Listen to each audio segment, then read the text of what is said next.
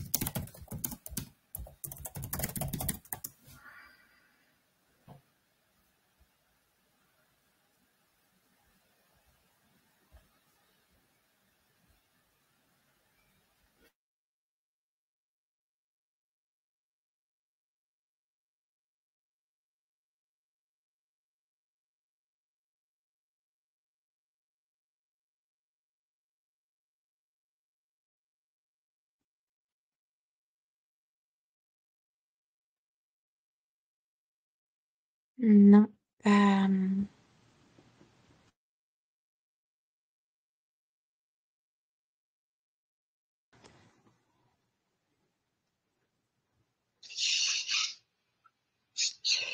Est-ce que vous m'entendez? Alors, est-ce qu'Auréliane, c'est bon? Tu entends Monsieur Pélisson? Oui, oui, je vous entends. Très bien. Bien, écoutez, bonjour à tous. Je suis désolé des conditions audio de la visio, puisque je suis en déplacement à Castelnaudary, où j'étais reçu ce matin par le Césaire Occitanie pour parler d'insertion. Je suis Éric Pélisson, commissaire à la lutte contre la pauvreté auprès du préfet de région, et j'ai en charge à l'échelle de la région Occitanie, qui, comme vous le savez, est grande comme la Suisse et la Belgique, la lutte contre la pauvreté, qui se traduit naturellement par un grand nombre de thématiques, au titre desquelles la mobilité solidaire des personnes qui, en situation de pauvreté, n'ont pas accès à la mobilité. Cette mobilité, on le verra dans un instant, peut se traduire par des problématiques de compétences psychosociales ou des compétences techniques, comme par exemple lire un plan de métro, des horaires de bus, conduire un vélo ou une voiture, mais ça peut se traduire aussi naturellement par des difficultés d'accès à la mobilité, au titre desquelles, on le verra dans les prochaines séances, l'accès à la voiture par exemple, l'accès au transport en commun ou aujourd'hui, nous allons en parler, l'accès à l'autopartage.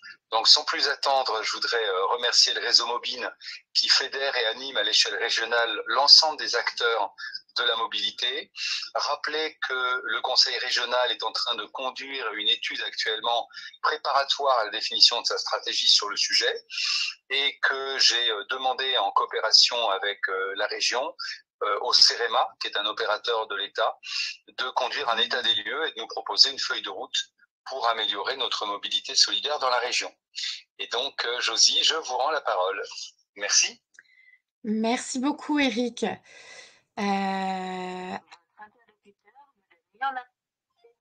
Alors, merci beaucoup, Eric. Donc, j'ai raccroché le téléphone. Je pense que vous m'entendrez par contre encore de votre côté. Donc, on va... Alors, voilà, je switch. Je vous ai affiché normalement une présentation à l'écran. Donc, bonjour à toutes et à tous. Merci de vous connecter entre 13 et 14.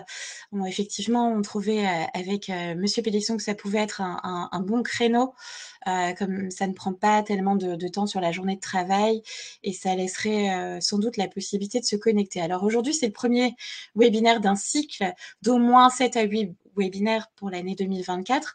Donc, on va essuyer un petit peu les plâtres puisque c'est aussi la première fois qu'avec Auréliane, on va tester un outil qui s'appelle Livestorm pour ce webinaire en région sur la mobilité inclusive et durable. Donc, moi, je suis Célène, je suis déléguée régionale de Mobine Occitanie. Et donc, il y a Auréliane Audecoeur, ma collègue qui est coordinatrice régionale de Mobine, qui va travailler notamment sur le programme Teams et puis sur ce programme d'événementiel, de webinaires, d'événements et de formation sur cette année 2024. Donc, je vous propose de démarrer tout de suite cette petite présentation. Alors, le réseau Mobine, c'est Mobine Occitanie adhère à un réseau national. C'est le réseau des acteurs territoriaux de la mobilité inclusive. L'ambition, c'est de fédérer et d'accompagner tous les acteurs territoriaux de la mobilité inclusive, solidaire et durable. Donc, il y a plusieurs missions, l'animation, la professionnalisation des équipes et l'accompagnement de nouvelles solutions et effectivement une grosse mission de représentation de nos adhérents. On a effectivement des adhérents, on verra tout à l'heure qu'en région Occitanie, ils sont au nombre de 37. Nos adhérents, eux, sont effectivement au contact des publics et les aident à acquérir une mobilité autonome et durable. Et ils essayent d'apporter des solutions concrètes, des solutions territoriales. On reviendra juste après sur ce point-là. L'offre de service du réseau Mobine France, c'est la voilà, vous l'avez à l'écran, autour de 4 briques qui composent notre objet social.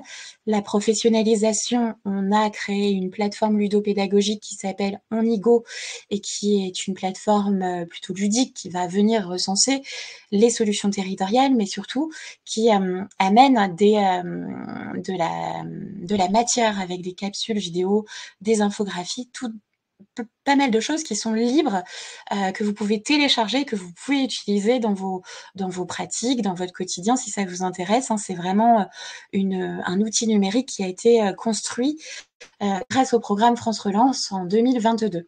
On a aussi au national un cycle de webinaires. Certains peut-être, je vois dans les participants, certains sont sans doute habitués à suivre ces webinaires nationaux. Et donc, on est aussi certifié Calliope, ce qui nous permet d'organiser pas mal de formations au national et aussi en Occitanie. On a une offre de formation qui s'étoffe, notamment sur ces derniers mois, sur le côté écomobilité inclusive, grâce au programme Teams, mais on en reparlera. Dans l'animation aussi, on organise pas mal d'échanges de pratiques.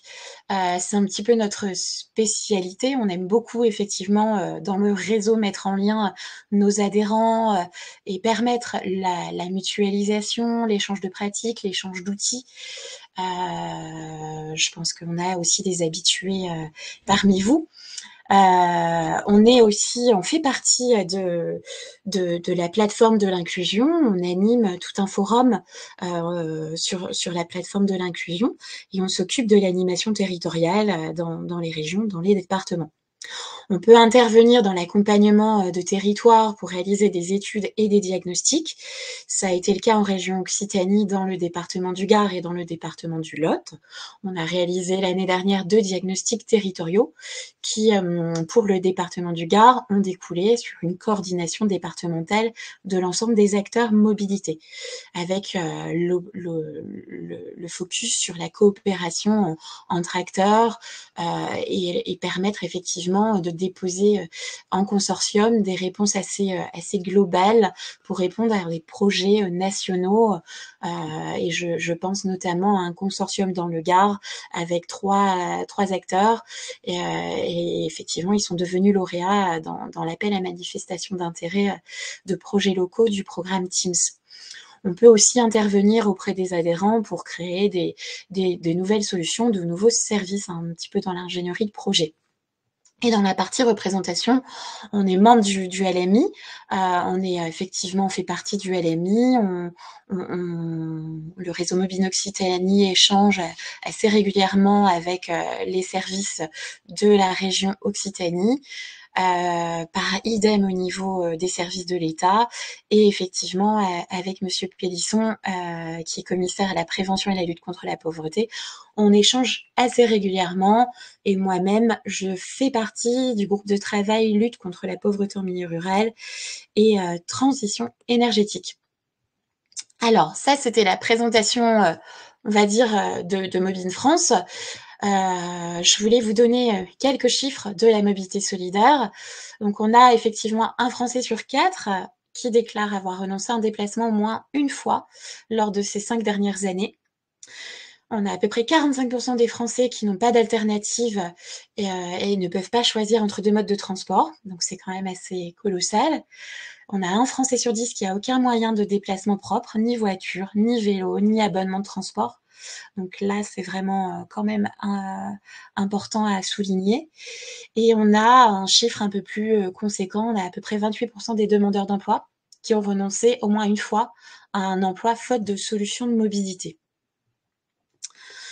Bon, qu'est-ce que la mobilité inclusive? Alors, je voulais vous partager maintenant une petite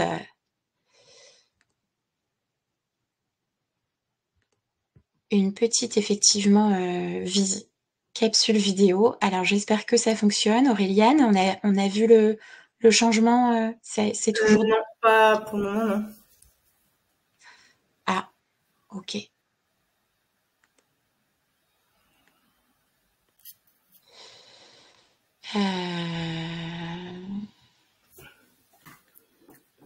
Il faut je sais pas si tu peux partager une autre partie. Ah oui, c'est bon là.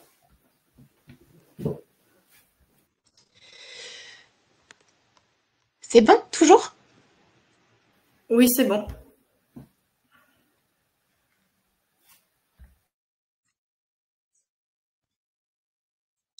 Mais il n'y a pas de son par contre.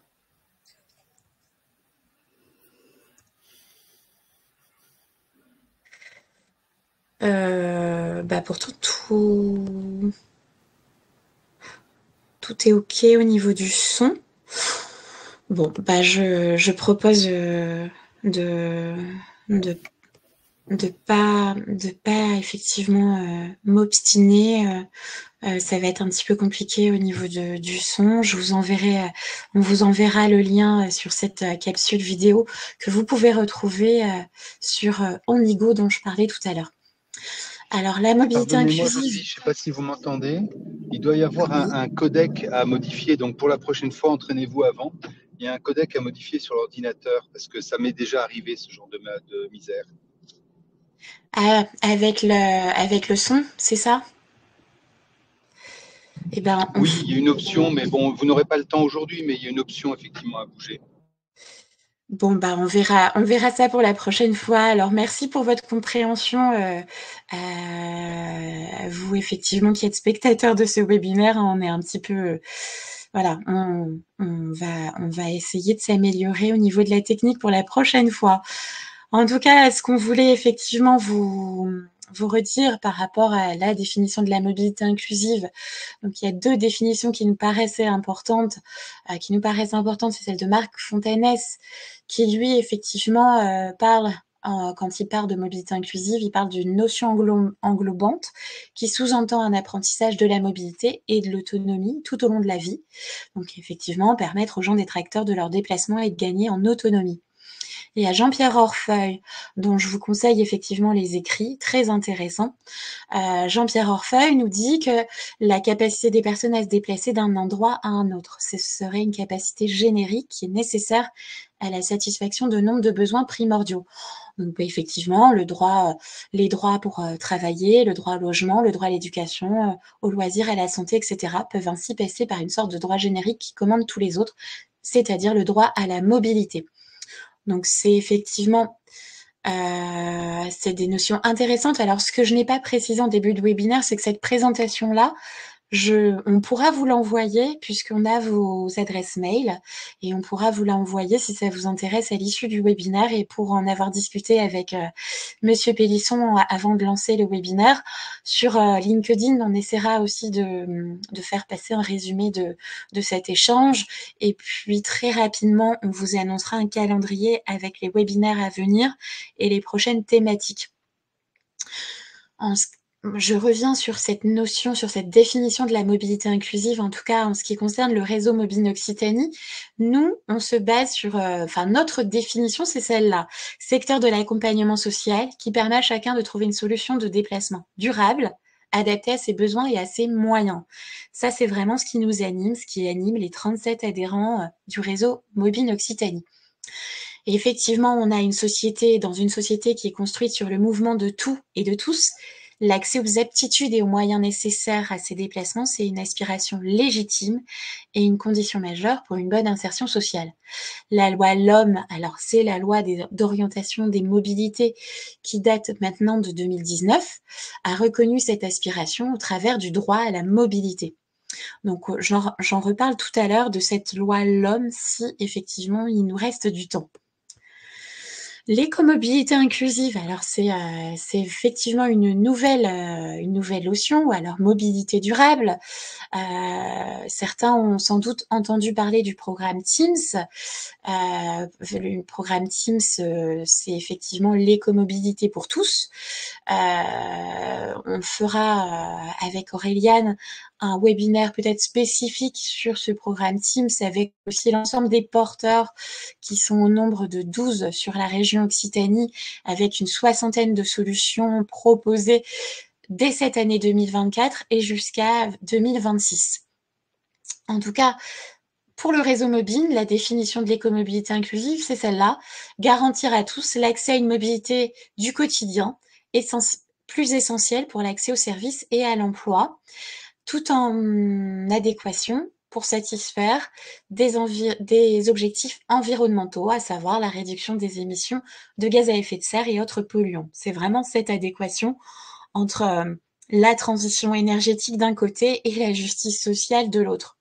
Donc effectivement, pour nous, cette notion de mobilité durable, d'écomobilité inclusive, c'est vraiment celle-là.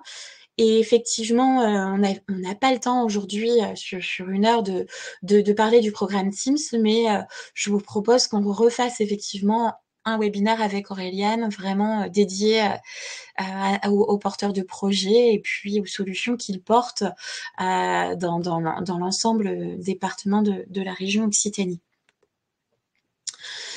Je fais maintenant un focus sur le réseau régional. Alors 36 adhérents et un adhérent individuel qui est notre trésorier Jean-Claude Cruzel qui habite à Revel dans l'Aude.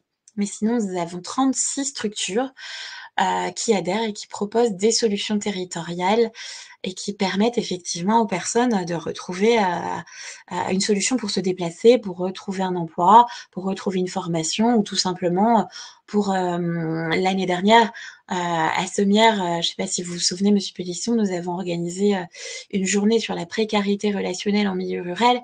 Le fait d'être mobile, c'est aussi ça, hein, de pouvoir retrouver une vie sociale aussi et de ne pas être exclu pour aller faire ses courses ou pour discuter avec une personne.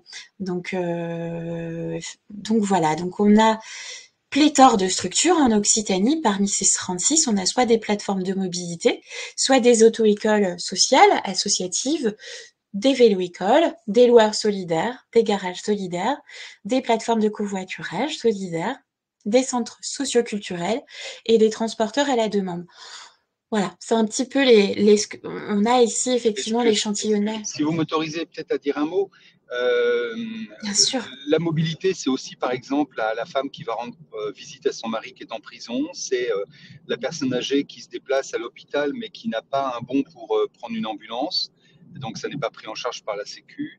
Enfin, c'est tout ça aussi la mobilité. Donc l'insertion, elle doit être définie comme une insertion sociale et pas seulement comme une insertion professionnelle, bien entendu. Merci.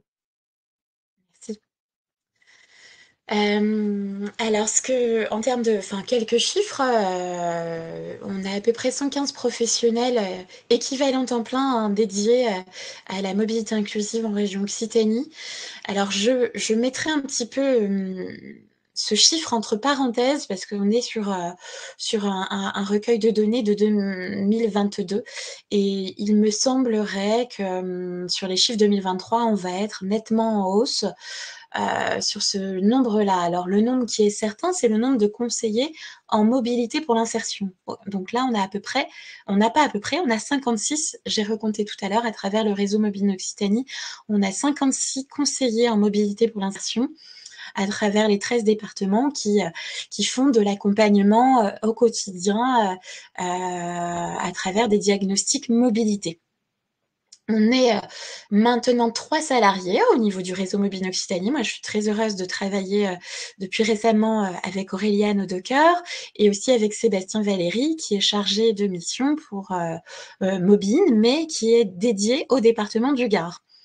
Puisqu'on a effectivement, à l'issue du diagnostic, on a toute une coordination entre opérateurs et vraiment pas mal de chantiers dans le département et ça demande un salarié à temps plein.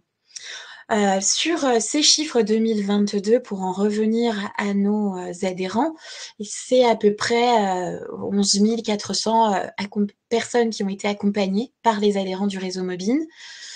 Autre chiffre assez intéressant, c'est le nombre de journées de location solidaire. On a à peu près 54 324 journées de location solidaire par an à travers nos adhérents pour la région Occitanie. Et en budget cumulé estimatif, puisque pareil, tous les adhérents n'ont pas encore renseigné notre questionnaire quantitatif. On est sur à peu près 7 400 000 de budget cumulé à travers l'ensemble de nos adhérents, donc les structures qui composent le réseau Mobile Occitanie. Un point sur les valeurs. On a des valeurs qui sont partagées par les adhérents qui effectivement accueillent les personnes pour les remettre en mobilité, pour permettre effectivement de trouver une solution. Donc il y a vraiment des valeurs partagées. Il y a la non-concurrence entre adhérents sur le territoire. Ça, c'est vraiment très important. C'est le respect de l'indépendance aussi des organisations régionales. Ça, c'est au niveau de l'organisation Mobile France. Respect de la démocratie dans les instances décisionnelles, évidemment. On va pas venir, nous, en tant que réseau, on va pas venir dans la gouvernance de nos adhérents. Valorisation des projets locaux et régionaux et garantie de la qualité des prestations et de l'accueil des bénéficiaires. Ça, c'est vraiment le fil conducteur de l'ensemble de nos adhérents, de l'accueil. C'est vraiment important. L'accueil et la dimension parcours. J'en reparle tout à l'heure. La petite, là je vous ai fait ce matin, c'est pas précis parce que c'est pas évident de faire une carte, de mettre effectivement les territoires de nos adhérents couverts par nos adhérents, mais on est déjà dans les 13 départements avec des départements plus représentés par nos adhérents, hein. C'est le cas effectivement de la Haute-Garonne, du Gard, de l'Hérault, du Tarn, et éventuellement aussi de la Lozère, qui commence à être bien représentés. Donc voilà un petit peu où se situent nos adhérents. Ici, vous avez le détail des adhérents qui composent le réseau à l'heure actuelle. C'était et là vous pouvez effectivement voir les départements qui vous concernent, hein, et vous voyez effectivement les adhérents qui sont en correspondance. Sachant que, comme vous aurez ce diaporama, je ne vais pas m'y attarder. Ce qui est intéressant dans cette mobilité inclusive, c'est cette notion du savoir bouger, en fait. Dans le savoir bouger, on entend, dans le savoir bouger, effectivement, il y a tout ce qui va être formation aux compétences socles, mobilité, comment on s'oriente, comment on lit un plan, donc comment effectivement on prend un titre de transport. Donc ça fait partie effectivement des types d'accompagnement individuel ou collectif que l'on a dans les plateformes. On a l'apprentissage du code de la route et de la conduite aussi dans les auto-écoles sociales, l'apprentissage du vélo et remise en selle, l'accompagnement à l'écomobilité et la levée des freins psychologiques. Tout ça pour nous, effectivement, c'est ce qui est du domaine du savoir bouger. Et puis après, on va trouver dans la mobilité inclusive le pouvoir bouger. Là, c'est effectivement comment on lève les freins matériels et financiers pour disposer d'un moyen de locomotion pour se déplacer. Donc, on aura la location solidaire, la vente de véhicules, à travers les garages, les loueurs solidaires. On a aussi tout ce qui est aide au financement, microcrédit, aide financière, et ce qui est mobilité partagée. C'est vraiment en émergence autour du covoiturage, des transports collectifs, transports à la demande. Et tout à l'heure, je parlerai effectivement de l'autopartage. Le parcours mobilité, c'est un petit peu ce qui se fait effectivement, c'est tout ce qui peut se faire dans une plateforme avec un conseiller en mobilité pour l'insertion. Donc cette dimension de parcours, donc le conseiller a vraiment un rôle pivot.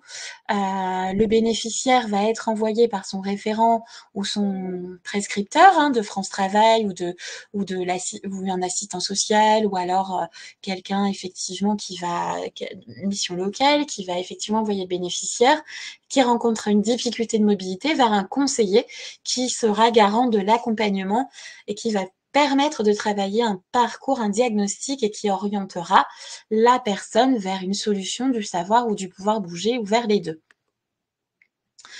Ce qui est important dans les solutions territoriales, effectivement, je vous ai parlé de l'écosystème, avec effectivement Mobile France, avec Mobile Occitanie, un petit peu de point de définition, la situation en région, mais ce qui est important et ce que je vous ai remis ici, il y a pas mal de ressources numériques mobilisables.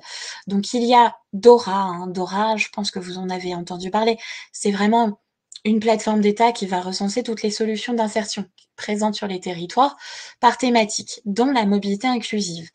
Et c'est vraiment important si vous êtes une structure, si vous portez des services ou si vous en connaissez, ça peut être intéressant d'aller voir sur Dora si effectivement l'actualisation est bonne, parce que en 2022, on avait effectivement beaucoup travaillé au recensement des solutions sur Dora, et depuis, il faut évidemment actualiser les coordonnées, etc. Il y a aussi Tous Mobile, hein, la plateforme du LMI. Ça, c'est vraiment très important comme mine d'informations. Donc, il y a beaucoup de choses et d'enjeux, effectivement, à aller voir pour construire, effectivement, des actions, des solutions. Il y a beaucoup de pédagogie, de retour d'expérience là-dessus. Avec Tous Mobile, c'est la plateforme, en fait, du LMI. Le LMI, c'est un think tank. C'est un endroit où il y a beaucoup de chercheurs, d'économistes, de conférenciers qui effectivement travaillent sur cette notion de mobilité inclusive depuis quelque temps maintenant. Donc vous avez aussi Mes aides de France Travail qui va permettre effectivement en quelques clics de pouvoir trouver des solutions humaines, matérielles ou financières pour aider les bénéficiaires dans une solution pour se déplacer pour l'emploi. Vous avez Onigo qui est plutôt, j'en ai parlé tout à l'heure, vous aurez plutôt de la ressource pédagogique qui est vraiment gratuite et téléchargeable par n'importe qui et ce n'est pas réservé à nos adhérents du tout. Et vous avez la Fondation Roule avec le Média Roule. Je trouve que c'est très intéressant de l'avoir en tête parce qu'il y a pas mal de choses développées par Roule. Par exemple, donnezvotrevoiture.org ou pas mal aussi on va parler d'autopartage tout à l'heure et c'est vrai que Roule, avec le département des Yvelines, ont lancé une expérimentation départementale sur un service d'autopartage inclusif. Donc ça, c'était pour l'année 2023. Donc ils ont aussi développé avec le département des Yvelines. Donc c'est un service qui malheureusement pour le moment demanderait à être mis en lumière parce qu'il n'est pas encore suffisamment identifié. Mais leur objectif 2024, c'est de faire beaucoup de communication sur ce service d'autopartage qui est très pour le coup durable avec aussi pas mal de solutions pour l'économie d'énergie avec des bornes électriques et des véhicules entièrement électriques. Donc le département des Yvelines a investi sur 12 ou 13 véhicules électriques. Et pour le moment, techniquement, c'est parfait, mais il faut maintenant communiquer là-dessus pour que ce service soit utilisé par les bénéficiaires du RSA, puisque c'était le cible, en tout cas pour le département des Yvelines et pour la fédération Roule. Alors ensuite, il y a aussi Soliguide, Solinum, que vous pouvez aussi consulter pour des solutions territoriales. Les opérateurs nationaux de la mobilité solidaire sont ici, donc il y a, je vais pas paraphraser ce que vous pouvez lire, il y a effectivement des réseaux comme le Croix-Rouge Mobilité, comme Emmaüs Mobilité, qui proposent des solutions de mobilité partagée et solidaire. En région Occitanie, on a effectivement l'Ariège qui propose des solutions de mobilité solidaire. Croix-Rouge Mobilité se développe aussi des actions en Haute-Garonne et dans le département de l'Aude. Si ça vous intéresse, je pourrais vous mettre en relation avec Florence Gautrono qui effectivement serait ravie de pouvoir parler de ce développement de projet et des perspectives 2024-2025.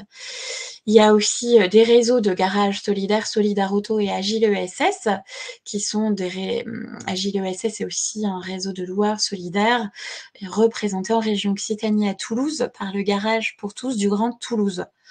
Donc je pense qu'on fera d'ailleurs un webinaire dédié au garage et à la location solidaire, peut-être en partenariat avec Solidarauto et Agile ESS.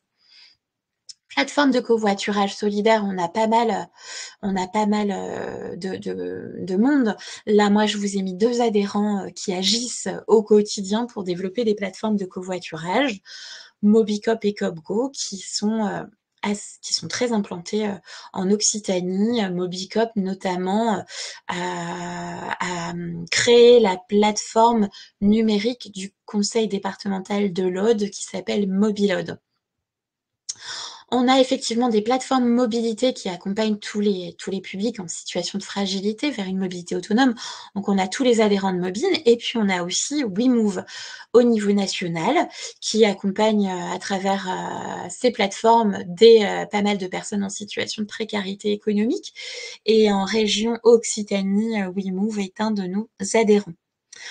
En ce qui concerne le vélo, on a la FUB, la Fédération des usagers de la bicyclette, qui peut être aussi un acteur intéressant à connaître dans l'écosystème et au niveau régional. On a Génération Vélo et on a Charles d'Assonville qui est le représentant de génération vélo, avec aussi des administrateurs. Ils peuvent se tenir à votre disposition pour créer des projets vélo, pour mettre en place effectivement des projets avec les scolaires, pour mettre en place des remises en selle, ou pour faire aussi beaucoup d'actions de sensibilisation. Alors ce mois-ci, c'est le mois, on est le 17 mai 2024, et le mois de mai, c'est Mai à vélo. Donc c'est un gros dispositif où il y a pléthore d'actions de sensibilisation et d'acculturation au vélo. Donc sans doute que dans vos villes, ou en tout cas vous avez des choses organisées, ou sinon vous pouvez mettre dans Google Mai à vélo, et là vous allez trouver pas mal d'actions répertoriées, et en Occitanie il y en a aussi beaucoup. La loi l'homme, petit focus sur la loi l'homme, mais je vais passer très vite, parce que ce qui serait intéressant, c'est de pouvoir effectivement parler d'autopartage, ce qui était prévu initialement. Et là, je vois qu'il est déjà 13h36, avec nos petits soucis techniques, on a perdu du temps. Donc la mobilité solidaire, selon la loi l'homme, la loi d'orientation des mobilités de 2019, c'est une mobilité pour tous et avec tous. C'est pas une solution clé en main, mais c'est une approche. C'est un état d'esprit, en fait. C'est une mobilité qui est vue sous l'angle des usages, et non plus uniquement des déplacements. On a vraiment changé sur ces 40 dernières années, hein, dans les politiques. Hein, on est vraiment passé d'une logique de transport à une logique de déplacement. Donc, on répond aux besoins de chacun, ainsi qu'aux impératifs environnementaux, et c'est un levier incontournable pour concrétiser cette approche. C'est une loi qui va permettre de redonner de l'autonomie à chacun, permettant à tous d'avoir accès à, soit effectivement en venant dans une structure, ou soit effectivement en bénéficiant d'actions qui seraient dans le aller vers. C'est vraiment très à la mode. On parle de dispositifs de mobilité aussi inversés, où on va vers effectivement les publics pour permettre effectivement de laisser personne sur le carreau. Hein. C'est exactement ça. Et c'est la mobilité solidaire dans la loi l'homme, c'est une opportunité pour déployer les projets de territoire, travailler au désenclavement et favoriser l'égalité des chances. L'AOM, je vais passer très vite, c'est l'autorité organisatrice de mobilité. En région Occitanie, c'est bien évidemment le Conseil régional Occitanie-Midi-Pyrénées qui est l'autorité organisatrice de la mobilité, sauf dans certaines EPCI. Vous voyez ici la carte normalement affichée sur le site de CEREMA. Elle a été actualisée. Hein. Je suis allée chercher une version tout à l'heure, et là vous voyez effectivement quand c'est jaune, c'est la région qui devient AOM locale. Quand effectivement c'est le vert, effectivement, ce sont les collectivités qui ont pris la compétence mobilité, et en bleu, effectivement, c'est aussi la même chose, ce sont les collectivités qui ont pris la compétence mobilité. Donc vous voyez que le conseil régional est AOM sur bon nombre de collectivités en région Occitanie. Sur ça, je vais passer, vous l'aurez dans le diaporama. Donc on a un chiffre aussi qui est intéressant. Au national, on a 15 millions de personnes qui auraient besoin d'un accompagnement en matière de mobilité. Donc il y a plusieurs pistes qui existent pour développer cette mobilité inclusive. Déjà, la professionnalisation des acteurs de la sphère publique et privée. Il y a la consolidation des modèles économiques des structures qui agissent, qui proposent des solutions et des services dans les territoires. Il y a la conception des outils d'accompagnement des publics performants et il y a aussi des supports de communication efficaces.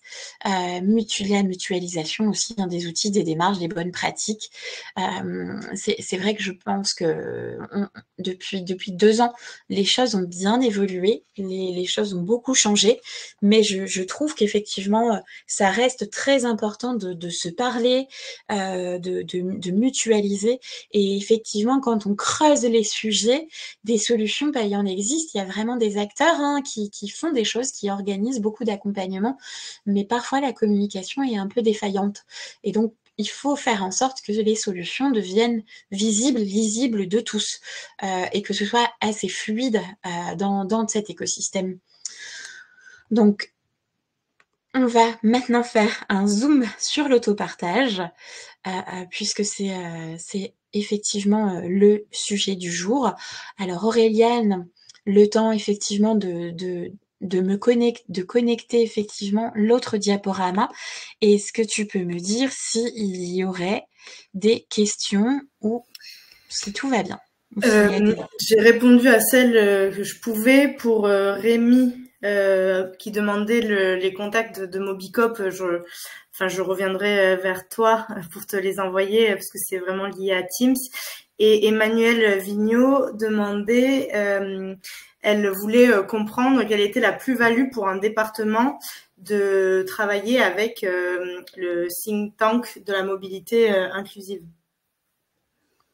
Avec le LMI, là c'est plutôt aller, c'est pas forcément travailler avec le LMI puisque le LMI, le rôle du LMI et le rôle de la plateforme Tous Mobile, c'est vraiment aussi de donner, à voir ce qui existe. Ils ont travaillé aussi sur un référentiel de ce qu'est une plateforme de mobilité, selon eux. Donc, ils ont défini tout un tas de critères et c'est vrai que sur leur site, c'est intéressant de pouvoir aller télécharger la plaquette sur ce qu'est une plateforme de mobilité. C'est intéressant d'aller voir ça. Ils organisent aussi pas mal de webinaires. Il y en a un bientôt sur la mobilité, sur le genre qui sera organisé. Enfin, c'est pas tant de travailler avec eux parce qu'ils vont pas venir eux directement sur votre territoire ou dans la conception de votre politique, mais c'est peut-être aller voir sur les sites du LMI s'ils n'ont pas parfois effectivement relayé des informations ou des sujets qui étaient faits dans d'autres départements et qui pourraient vous intéresser. Enfin, je sais pas, j'espère vous avoir répondu, mais si vous voulez, on pourra, c'est une question sur laquelle on pourra revenir ultérieurement et ensemble. Auréliane, pourrais-tu me dire si on voit bien mon écran, s'il te plaît? Oui, c'est bon. Ok. Alors, j'excuse Alexandre Joiville, qui est le directeur de Cities, qui effectivement devait se connecter aujourd'hui, mais il a eu un empêchement d'ordre privé. Donc, je vais essayer de présenter Cities du mieux que je pourrai. Alors, certains ont peut-être déjà entendu parler de Cities. Cities, c'est vraiment est spécialisé effectivement dans l'autopartage à impact. L'autopartage, qu'est-ce que c'est? C'est tout le monde en fait déjà un peu de l'autopartage parce que quand on emprunte la voiture de quelqu'un de sa famille, qu'on va effectivement louer un véhicule pour partir en vacances ou qu'on va utiliser la voiture de l'entreprise, pourquoi pas, ça se fait de plus en plus. C'est l'autopartage, c'est vraiment le simple fait de rouler dans un véhicule qui ne nous appartient pas. Cities, c'est un opérateur d'autopartage qui sert de tiers de confiance pour la gestion d'une flotte de véhicules mise à disposition de ses utilisateurs. Et ce, pour les accompagner vers un changement de comportement vis-à-vis de la mobilité. Abandon de leur voiture personnelle ou pourquoi pas report vers des modes actifs, remplacement d'un véhicule lourd en émissions, dans une période où effectivement il y a les ZFE aime les zones à faible émission dans les métropoles, on n'a pas le choix que d'abandonner son véhicule critère 4 ou critère 5. Donc, soit effectivement, on peut passer par effectivement de l'autopartage pour louer un véhicule qui serait moins émetteur en émissions de gaz à effet de serre. Donc, ensuite, là, vous avez effectivement quelques quesacos, hein, le fonctionnement Cities, les principes qui définissent l'autopartage de Cities. C'est un accès en libre service 24 heures sur 24, 7 jours sur 7. Ce qui veut dire que les utilisateurs accèdent par eux-mêmes au véhicule et procèdent en toute autonomie. La réservation d'un véhicule se fait à l'heure ou au plus, la réservation se fait à l'heure ou plus, c'est-à-dire que vous pouvez réserver selon un planning partagé, si vous avez besoin d'une heure pour vous rendre à un rendez-vous ou pour 3 heures ou à la journée. C'est au choix. Vous choisissez votre créneau qui convient à votre besoin. Vous accédez à la voiture par un badge ou par une application qui va vous permettre d'ouvrir les portes de la voiture depuis l'extérieur. Et les clés se trouvent dans le véhicule, souvent dans la boîte à gants. C'est un petit peu comme ça que ça fonctionne. Et vous avez des stations où vous pouvez trouver les véhicules Cities et des stations, des emplacements qui sont réservés. Ça veut dire que vous êtes obligé, vous, de ramener ce véhicule à la station d'origine. Hein. Donc, vous pouvez pas déposer votre véhicule Cities n'importe où. Il faut vraiment le remettre là où vous l'avez pris. Et vous réglez chaque usage et tout est inclus dans le paiement.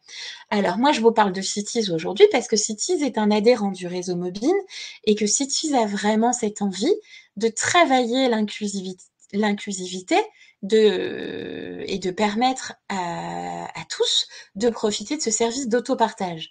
Donc effectivement, le modèle économique doit se trouver. Hein. Il y a des expérimentations qui ont lieu et qui auront lieu notamment dans l'Aude grâce au projet de la roue qui tourne, hein, qui porte la maison de l'écomobilité inclusive et en gare de Castelnaudary. Petit clin d'œil à Monsieur Pélisson qui se trouvait justement à Castelnaudary ce matin. Donc, en gare de Castelnaudary, la roue qui tourne va créer effectivement cette maison de l'écomobilité. Et donc, il y aura devant la gare 2 places réservées pour 2 véhicules de Cities en autopartage. Et l'idée, c'est bien de pouvoir effectivement permettre même aux personnes dites empêchées de mobilité, à savoir les personnes qui sont plutôt dites aussi publiques vulnérables, qui n'ont pas forcément les moyens financiers, de trouver des solutions et de travailler avec eux pour qu'elles puissent effectivement utiliser ce service d'autopartage. Donc voilà, il y a une expérimentation qui va démarrer là dans l'Aude. Il y a aussi une expérimentation qui avait lieu dans l'Aveyron avec le parc, le PNR des Grands Cosses. Clara Steyer aurait pu en parler mieux que moi, mais à Millau, effectivement, il y a plusieurs stations et à travers l'ensemble du territoire du parc des Grands Cosses. Et effectivement, il y a eu cette volonté de travailler clé en main avec la collectivité, avec le parc, pour essayer de créer un service d'autopartage inclusif. Alors, les choses s'améliorent au fur et à mesure. Il faut aussi que tout le monde puisse s'y retrouver, autant le donneur d'ordre que Cities dans le modèle économique. Donc tout ça se travaille et tout ça se renforce, mais en tout cas, il y a une réelle volonté de pouvoir ouvrir ce service d'autopartage et de le rendre inclusif. Donc, constat ici par rapport à Cities, avec voilà plutôt quelques informations sur le côté énergétique. Hein. Pourquoi utiliser l'autopartage. Et puis je vois que le temps passe, donc je vais un petit peu vite dans le développement dans le déroulé du diaporama TITIS. Mais ce cycle ici est assez intéressant et il vous explique pourquoi c'est nécessaire de faire de l'autopartage.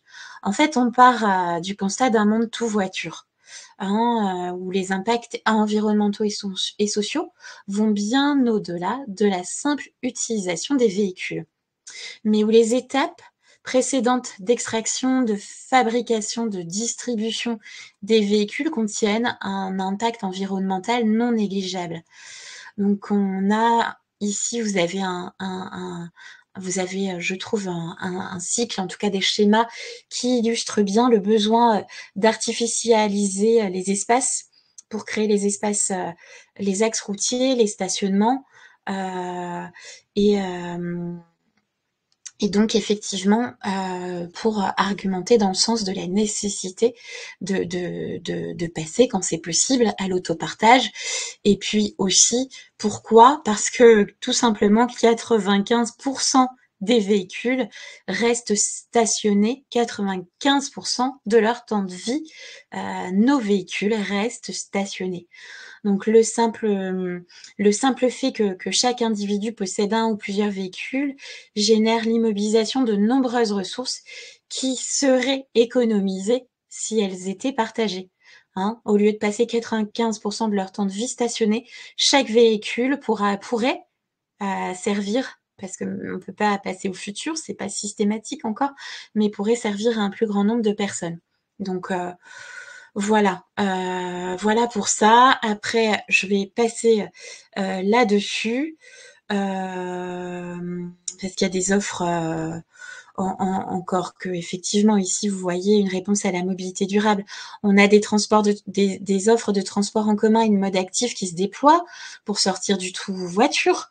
La réponse aux enjeux de transition énergétique dans le secteur de la mobilité, comme on en a parlé tout à l'heure, se trouve dans la multitude d'initiatives. Nous, on parle même de bouquets de services, c'est ce qui a permis de monter le programme Teams. Et donc, cette multitude d'initiatives prises par les collectivités, les entreprises, les associations, les citoyens. Donc, effectivement, il peut y avoir ce bouquet de services. Et pour inciter au changement de comportement des citoyens, les solutions doivent être plus sécurisantes, plus attractives et le plus accessibles possible. Donc, ce qui veut dire que l'offre de transport en commun, il faudrait qu'elle soit un petit peu plus fréquente, qu'il faudrait qu'elle soit plus qualitative et plus effectivement adaptée au maillage territorial, qui est un petit peu plus d'amplitude horaire, qui est vraiment une tarification qui soit intéressante pour le plus grand nombre. Donc effectivement, voilà, par rapport à ça, ce que je voulais dire par rapport à l'offre de transport en commun. Après, alors, dis-moi Auréliane, ça va? Il n'y a pas de questions? Tout va bien? On a perdu Monsieur Pélisson, je crois. Non, ça va. J'y réponds quand je peux. Pour info, okay. Ce diaporama est celui de CITIS. Du coup, on enverra bien les coordonnées d'Alexandre pour ceux qui ont des questions plus précises sur son service à lui. Oui, merci. Oui, tout à fait. C'est coordonné et puis il se pourra vous répondre, il se fera un plaisir de vous répondre. Donc pareil pour les modes actifs, si effectivement on veut un vrai changement de comportement des citoyens, il faut que le service soit sécurisé, attractif.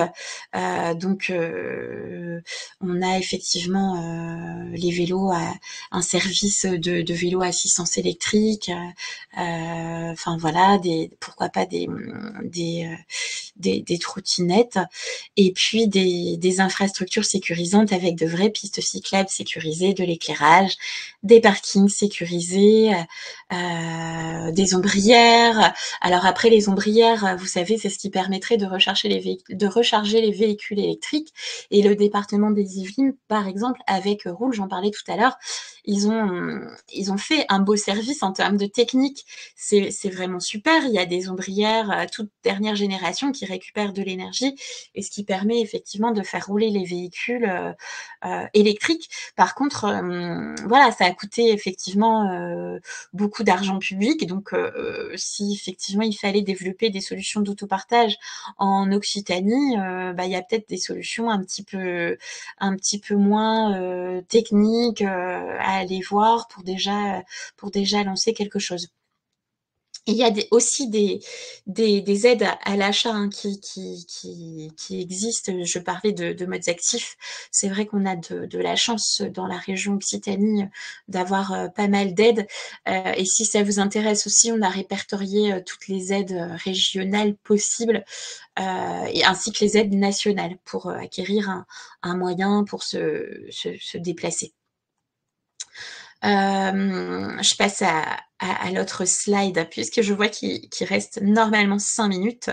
On a effectivement donc des solutions qui existent, mais les foyers restent équipés de leur voiture individuelle et surtout dans les territoires ruraux, mais ça peut se comprendre parce qu'effectivement on dispose de départements très très ruraux pour cette région Occitanie, le département du Lot, le département de la Lozère, hein, qui voilà, un des plus petits départements de France, si ce n'est le plus petit. Ça paraît normal aussi que les foyers soient équipés de voitures ou souhaitent s'équiper de voitures pour pouvoir se déplacer et rester connecté. Donc, mais parfois, effectivement, financièrement, c'est compliqué. D'où cette idée de développer peut-être l'autopartage ou un service d'autopartage dans les territoires ruraux.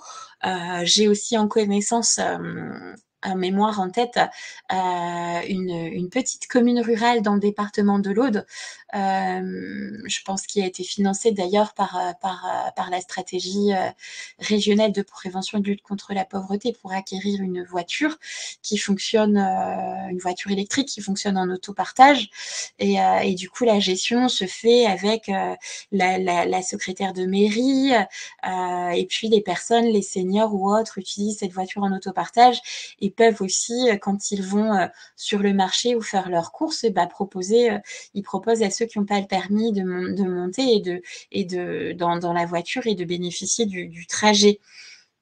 Donc il y a des choses qui existent. Aujourd'hui, on a ciblé sur Cities parce que c'est un de nos adhérents, vous l'aurez compris. Mais Cities vient finalement un dernier maillon de la chaîne. En répondant aux besoins des foyers, des entreprises, tout en essayant de rester vertueux. Donc on a ici sur cette slide, vous pouvez voir que l'autopartage Cities a des effets très positifs au niveau écologique, au niveau social et au niveau sociétal. Donc je ne vais pas entrer dans le détail parce que je manquerai trop de temps. Donc, sur le modèle économique, je voulais vous en parler. Cities, c'est une société coopérative d'intérêt collectif qui est agréée avec l'agrément ESUS, l'agrément entreprise solidaire d'utilité sociale. Donc cette société coopérative qui est forcément donc à but non lucratif, qui est centrée vers l'intérêt général. Il y a Cities Occitanie est basée à Toulouse. Il y a à peu près 160 voitures sur l'Occitanie. Faut le savoir. Il y a 270 sociétaires qui sont répartis en collèges pour Cities, collèges de salariés, d'acteurs publics, de partenaires privés ou de bénéficiaires. Et donc, on est bien dans une représentation équitable avec le principe d'une personne, une voix. Donc il y a, moi je vous parlais tout à l'heure de Toulouse, de Millau. Là vous avez sur ce plan, il y a aussi la cavalerie Saint-Afrique, et il y a aussi Albi et Cahors. C'est vrai qu'il y avait aussi c'est assez récent aussi le développement de cities à Cahors. Et puis également Tarbes et Lourdes. Et cette carte n'est pas actualisée puisque tout à l'heure je vous ai dit qu'il y avait Castelnaudary et probablement d'autres villes bientôt à voir. Voilà, ici il y a la politique tarifaire, et puis ici surtout vous avez les coordonnées d'Alexandre Joisville, qui est le directeur général de Cities. Il y a les coordonnées de Sarah, mais Sarah est en congé maternité, donc vous ne pouvez pas la joindre. Par contre, voilà, vous pouvez effectivement vous rapprocher d'Alexandre sans aucun problème. L'autopartage existe sur Montpellier avec Module Auto. Qui se développe fortement, et c'est le même principe avec des stations, c'est le même la même réservation, le même moyen de paiement. Ce qu'il faudrait qu'effectivement on arrive à faire collectivement, c'est créer les conditions d'un modèle économique qui permette aux publics vulnérables de pouvoir effectivement utiliser ce service et pouvoir bénéficier d'un véhicule en autopartage, parce que les publics qui sont accueillis dans les structures du réseau, parfois ce sont des personnes qui n'ont pas de smartphone ou de carte bleue, donc il faudrait effectivement qu'on arrive à réfléchir à rendre plus inclusif encore ces services d'autopartage. Voilà, je pense qu'on vous enverra également à l'issue du diaporama, on vous enverra également une vidéo. Je l'avais déjà partagée sur mon compte LinkedIn d'une petite commune dans l'Aude qui a mis en place un service d'autopartage. Je viens de l'envoyer dans le chat du coup, Josie. Parce qu'il y avait une question sur l'autopartage en milieu rural, et est-ce que qui est de fait un peu plus difficile à mettre en place parce que il faut aller jusqu'à la voiture. Donc j'ai partagé la vidéo, mais c'est sûr que c'est une bonne question. Merci beaucoup Auréliane, t'avais anticipé. Alors sachez que nous, au niveau du réseau Mobine Occitanie, on a commencé à échanger avec la fondation de l'entreprise Roule, dont je parlais tout à l'heure, qui a développé effectivement dans les Yvelines un service. On a déjà eu quelques échanges, et on aimerait bien avec Roule, avec Cities, essayer de pouvoir avancer sur ce sujet-là en 2024-2025. Et Monsieur Pélisson, je ne sais pas s'il est toujours connecté, c'était compliqué pour lui aujourd'hui, il était malheureusement dans sa voiture, donc je pense qu'il a perdu la connexion, mais je sais que Monsieur Pélisson souhaitait encourager l'autopartage, notamment dans les communes rurales, de la même façon que vous verrez cet exemple qu'Auréliane vous a partagé. Voir après en ce qui concerne le modèle économique, peut-être que cette question-là pourra être vue avec lui. Il a sans doute plus d'éléments financiers sur ce point-là, et sachez que sur LinkedIn on fera passer une fiche sur l'autopartage, et que les travaux, on vous tiendra régulièrement au courant de l'avancée de nos travaux si ça vous intéresse. Donc voilà, alors on va bientôt clôturer le webinaire parce que c'est vraiment catastrophique quand on dépasse trop. On s'était dit 14h, il est déjà 14h03. Donc vous l'avez vu, hein, aujourd'hui c'était un petit peu amateur. c'était le premier. Donc, merci pour votre indulgence. On essaiera d'être un peu meilleur au niveau technique pour la prochaine fois. On a listé toute une série de prochains thèmes que nous aborderons dans les 7-8 prochains webinaires. Et puis au niveau le prochain webinaire aurait lieu soit le 7 ou soit le 14 juin. On vous fera passer très très vite la date, le calendrier et les thématiques. On vous envoie tout ce qui a été présenté aujourd'hui, que ce soit cette présentation, celle de Cities et les liens qu'Auréliane a mis dans le chat. Si vous-même, vous avez des souhaits de voir travailler certains sujets, n'hésitez pas à revenir vers nous pour nous soumettre des souhaits de webinaires ou de sujets que vous aimeriez aborder, discuter, échanger avec nous ou avec d'autres. Aujourd'hui, je souhaitais parler d'autopartage entre particuliers, mais on n'a pas eu le temps. Sachez que Mobicop a développé une expérimentation avec une plateforme qui s'appelle Colloque Auto. J'aimerais bien aussi une prochaine fois les inviter pour qu'ils puissent nous faire un petit focus sur cette expérimentation et pourquoi pas développer nos propres expérimentations en Occitanie. Donc je remercie en tout cas Monsieur Pélisson pour la confiance. Je remercie Auréliane pour avoir assuré les réponses dans le chat. Je vous souhaite à toutes et à tous une bonne fin de semaine et à très bientôt pour se donner des nouvelles sur la mobilité inclusive et le développement de solutions territoriales en Occitanie. Bonne après-midi, à bientôt.